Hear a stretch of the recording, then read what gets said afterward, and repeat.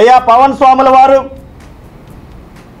దయచేసి మీ దివ్య నేత్రాన్ని తెరిచి అస్తవ్యస్తంగా ఉన్నటువంటి ఈ కూటమి పరిపాలనని గాడిలో పెట్టవలసిందిగా మీకు మేము విన్నవించుకుంటూ ప్రార్థన చేసుకుంటున్నాం. దేవుడా, దయచేసి మీ యొక్క దివ్య శక్తులతో, మీ యొక్క మంత్రశక్తులతో, మీ యొక్క సనాతన ధర్మ పరిరక్షణ లక్ష్యంతో ఈ యొక్క రాష్ట్రాన్ని బాగు చేయవలసిందిగా, ఈ కూటమి దుశ్చర్యల నుంచి ప్రజలను కాపాడవలసిందిగా మిమ్మల్ని వేడుకుంటున్నాం పవన్ స్వాముల వారు. మరి ఈ రకంగా రాష్ట్రంలో సూపర్ 6లు అన్నారు, 130 హామీలతో కూటమి మేనిఫెస్టో అన్నారు, ఉద్యోగులకు ఐఆర్ అన్నారు, టీఏలు అన్నారు, అలవెన్స్లు అన్నారు. ఉద్యోగులందరూ పదే పొలవమని వచ్చి మీకు ఓట్లు గుద్దారు స్వాముల వారు.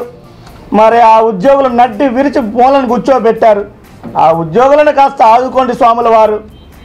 9 నెలలు అవుతుంది అధికారంలోకి వచ్చిన వెంటనే ఐఆర్ అన్నారు స్వాముల వారు.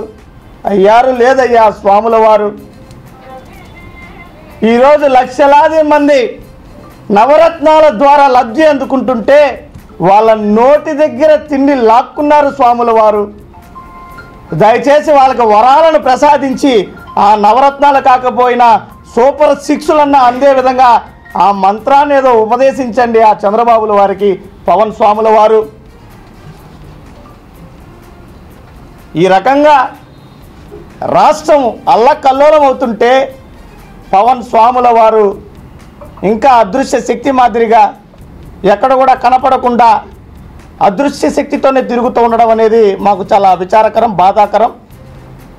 శోకాతప్త హృదయాలతో వేడుకుంటున్నాం, ప్రార్థిస్తున్నాం.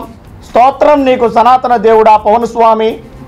దయచేసి ప్రత్యక్షమయ్యి ఈ రాష్ట్ర ప్రజలని కాపాడి పరిపాలన బాగు చేసి సంక్షేమాన్ని అందించి జరుగుతున్నటువంటి దాడులపైన, విధ్వంసకాండలపైన, దమనకాండలపైన నీ యొక్క దివ్య నేత్రాన్ని తెరువు స్వామి పవన్ స్వామి.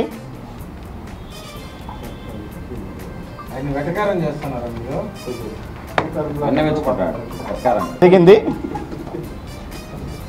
పవన్ స్వాముల వారికి స్తోత్రంతో ముగించాము. ఇక